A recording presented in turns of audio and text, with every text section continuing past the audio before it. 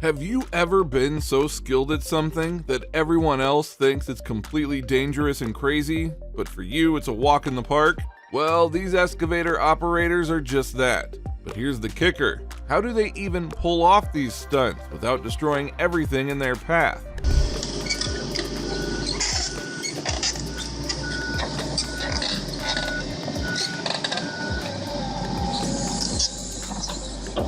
Think of it like this. There's a curb, just minding its own business.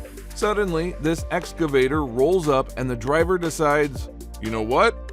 I'm not going to go around this curb. I'm going over it, like a boss.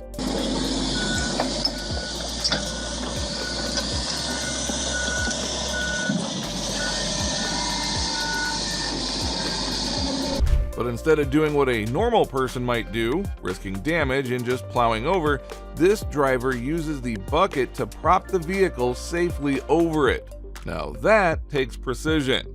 It's like threading a needle with a forklift.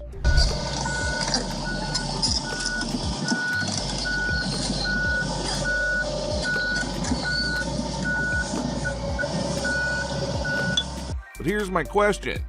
Who would even think of this in the first place? Was it out of sheer boredom? Like, oh, this curb is giving me attitude. Better teach it a lesson. Honestly, it is a masterclass in finesse. I can't even park straight in a wide open lot, and this guy is defying physics with a giant excavator. Props to the operator, but seriously, what are they feeding these people? I'm making my tracks go that way and I'm going opposite with my swing, like this. And I can put it back down gently then. Here we have got the excavator jump turn, which, let's be real, sounds cooler than it probably is. The operator lifts the front end just a foot off the ground and swings the tracks 90 degrees like an excavator breakdancer. And again, if I want to go back that other way, boom, back down on the ground. Just trying to raise that front end up just about a foot or so off.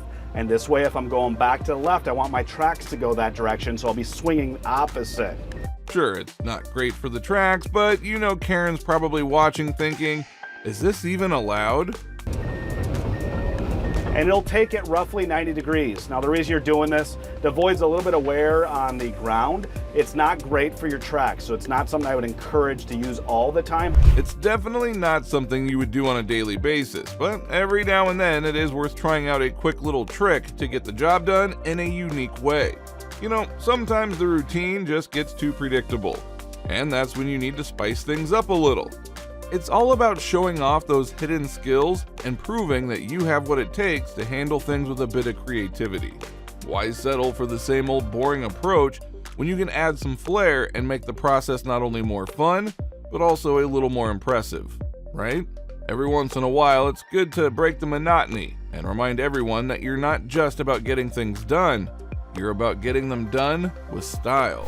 Hey, I'm popping in really quick. My name is William. I run the channel here at Extreme Force. I also run a premium merino wool sock brand for trade workers called Camel City Mill. Now, we offer 3 lengths. These socks are perfect. We have the boot cut, the crew, and the ankle. These socks are perfect if you struggle with sweaty feet, if you're on your feet for 12, 14 hours a day, if you work in the trades, anything where any hard work is necessary, then you need our socks. And there are 3 main reasons why. Reason number 1 is if you struggle with sweaty, stinky feet, using a merino wool sock, that's gonna help you tremendously. Number 2, we don't use any merino wool. We use a special proprietary yarn called Ironside merino wool. The way we kind of spin that together, it makes our socks twice as durable compared to regular merino wool. Here's an example where I'm picking up a 15-pound kettlebell with a single thread of our Ironside merino wool. Not only that, but we also do double-plated nylon fortification in the toe and in the heel. This makes our socks so durable that we offer a 10-year durability guarantee. So that means if you get a hole in your socks within the first 10 years, no joke, you can send it back to us. We'll give you a brand new pair completely free. The third thing you're gonna love about these socks is that they are 100% USA made. So our factory is in North Carolina, the wool's in North Carolina. We're a North Carolina company. We're really proud about that. North Carolina is the hosiery sock capital of the United States.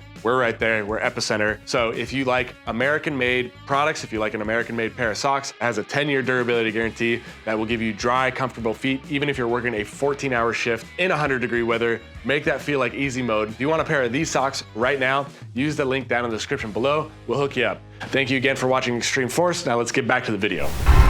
Und das ist sensationell, meine Damen und Herren.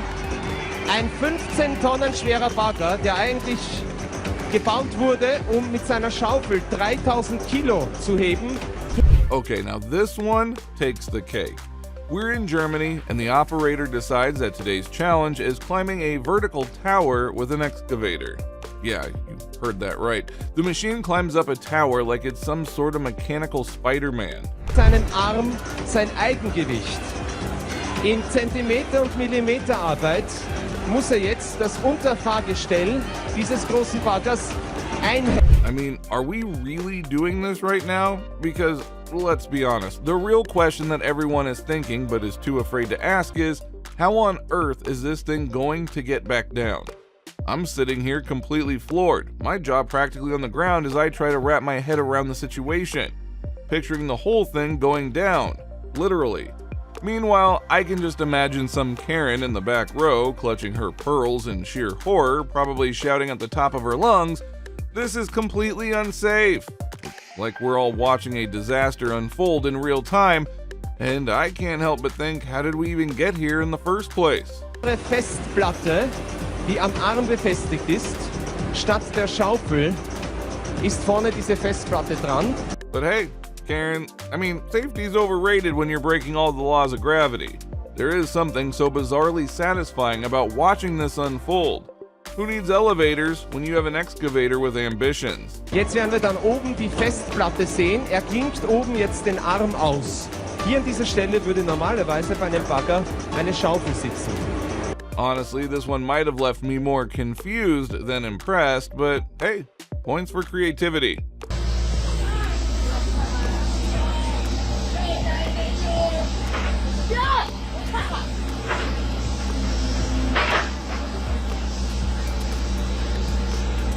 First of all, who wakes up and decides, you know what, I'm going to take this giant piece of machinery and just casually climb down the side of a cliff today?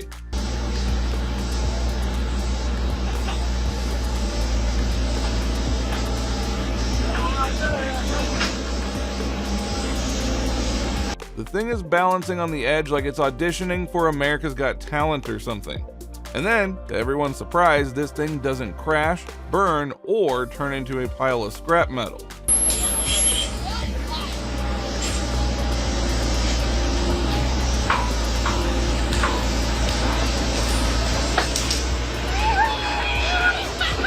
Nope, it comes down smooth, like a pro ballet dancer on a construction site. Meanwhile, you just know there's a Karen nearby clutching her purse, muttering, "This is too dangerous."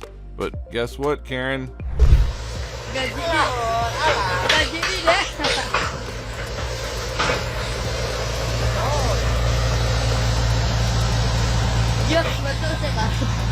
The guy nailed it. He succeeded. Like the guy should be teaching yoga with how balanced and zen that whole climb was. Wild, and honestly, I am more impressed than worried at this point.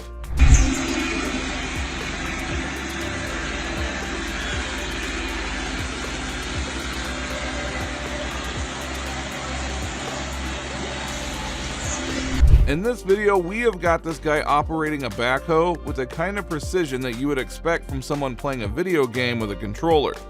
Seriously, it's almost unreal how seamlessly he is handling it. I'm not exaggerating when I say that the level of control he is displaying is absolutely insane. It's like the backhoe has become an extension of his own arm, moving with such fluidity and accuracy that it's hard to believe he's not just effortlessly thinking it into action.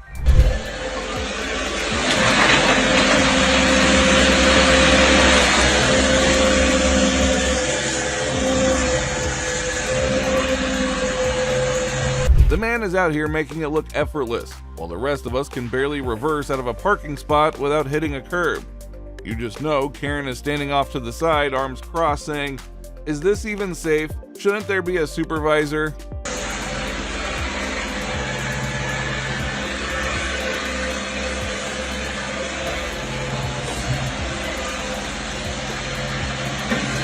But Karen, sit down. This guy could probably parallel park this thing on a dime and make it look smoother than you parallel parking your SUV.